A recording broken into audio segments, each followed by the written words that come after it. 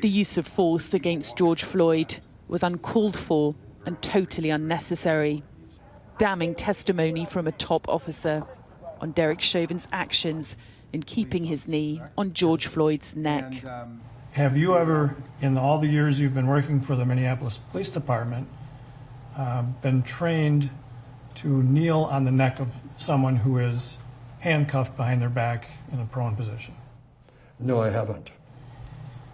Is that, if that were done, would that be considered force? Absolutely. What level of force might that be? That would be the top tier, the deadly force. Why? Because of the fact that if your knee is on a person's neck, that can kill him.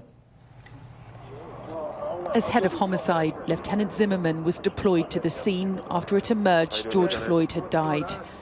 The court had previously heard when paramedics arrived, one believed George Floyd was already dead, and how Derek Chauvin stayed on top of him when the medic was trying to check for a pulse.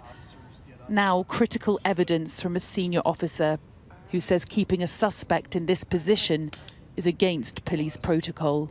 Once you secure or handcuff a person, you need to get them out of the prone position as soon as possible because it restricts their breathing. After an intense and emotional week in court, the parting evidence for the jury from one of his own colleagues presents a challenge for Derek Chauvin's defence that he was simply doing what he'd been trained to do. Sally Lockwood, Sky News, Minneapolis.